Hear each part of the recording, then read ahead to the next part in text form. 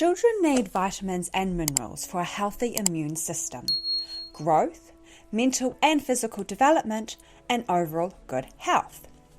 Certain vitamins like vitamin C and D are necessary for absorption of minerals.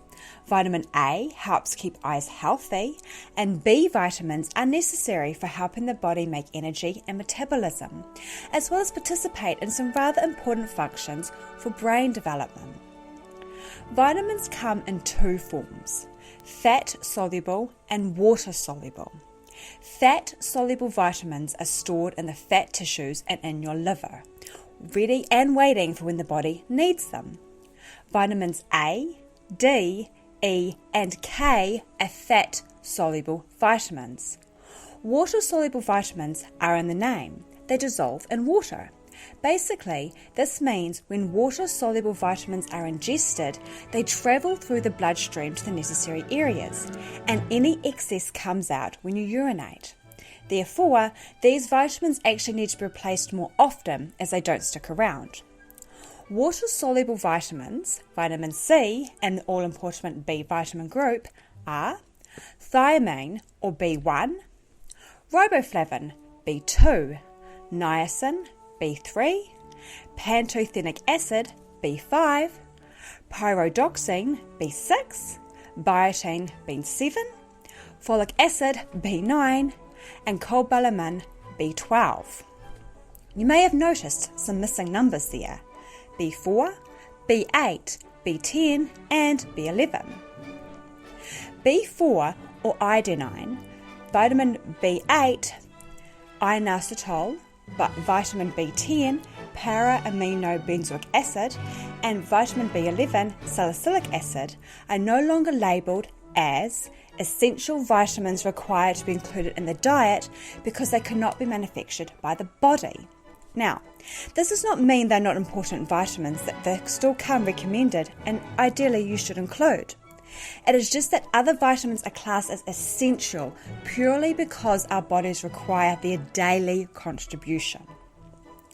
All vitamins are good for your child. However, there are 4 vitamins that being deficient in these vitamins is not as rare as one may think, and can result in serious developmental issues from the start and through the child's life.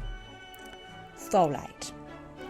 Folate or vitamin B9 is important for children and soon-to-be mothers for development and growth of cells, red blood cell formation, producing RNA and DNA, and converting carbohydrates into energy. Good levels are found in Brussels sprouts, asparagus, spinach, chickpeas, beans, and whole grains.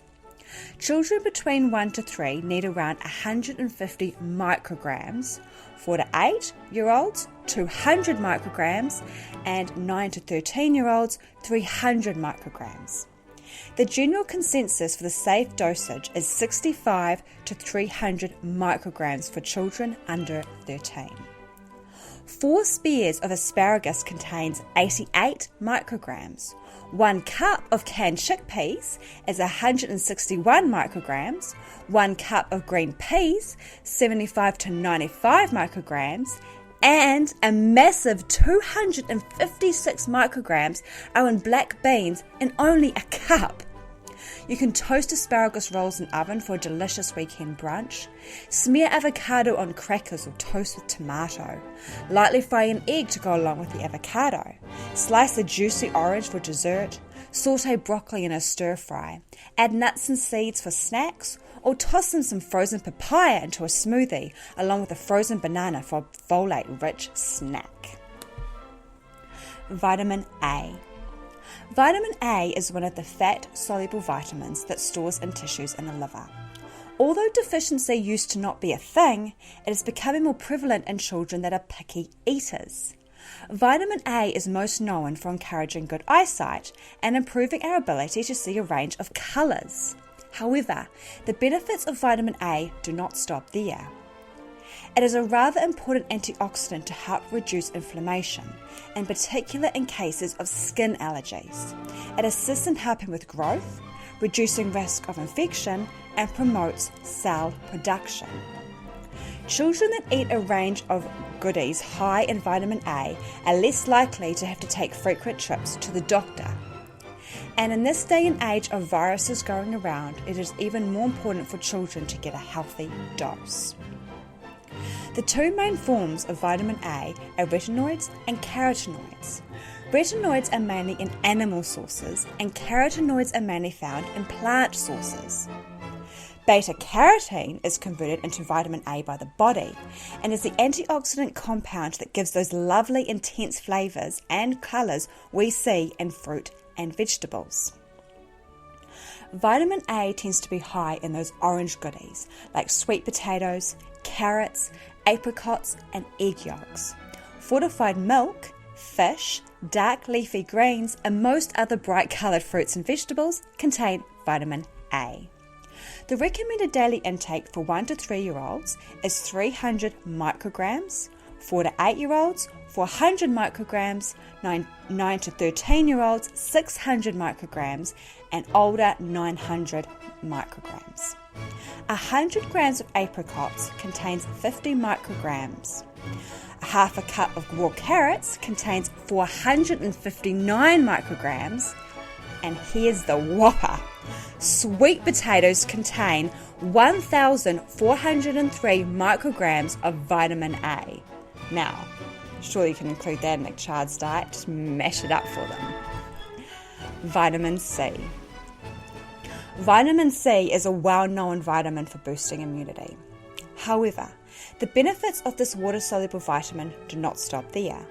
It helps to form and repair red blood cells, crucial for carrying oxygen to the rest of the body, strengthening the walls of blood vessels, improving absorption of calcium for strong bones and teeth, and even helps to minimize bruising. Citrus fruits, strawberries, kiwi fruit, broccoli, also a good source of vitamin A, papayas, mango, potatoes and tomatoes are great sources of vitamin C. I will always come back to smoothies as an effective way to implement a range of these foods, or blending up a mixture to make frozen yogurt or ice blocks. You can sneak in a surprising amount of these yummy foods without fussy eaters being the wiser. It is recommended that 1 to 3s get 35 milligrams a day, 4 to 8 year olds 25 milligrams a day, 9 to 13 year olds 45 milligrams and older 65 to 75 milligrams. Ages 1 to 3 need those extra nutrients like vitamin C for boosting the growth of blood vessels and cells in the early stages of development. 100 grams of strawberries contains 58 milligrams.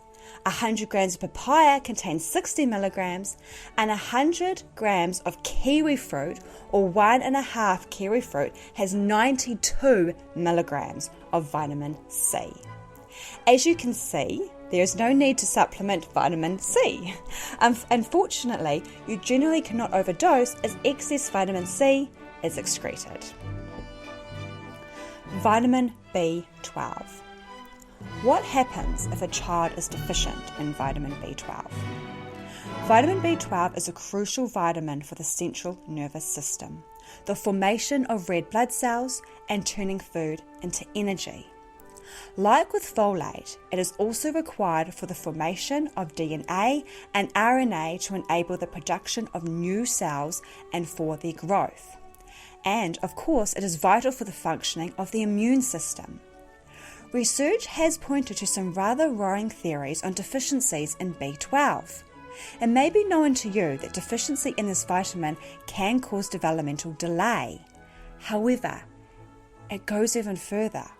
If children do not get enough of this crucial vitamin, they can exhibit problems with speech, behavioural issues, language, social delays, and motor movements. This condition is often misdiagnosed and can lead to permanent issues.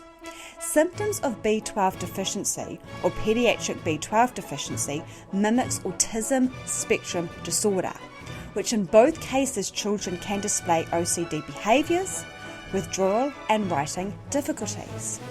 Furthermore, gastric issues and irritability can be mistaken for colic and bowel issues, when in fact it may be a vitamin B12 deficiency.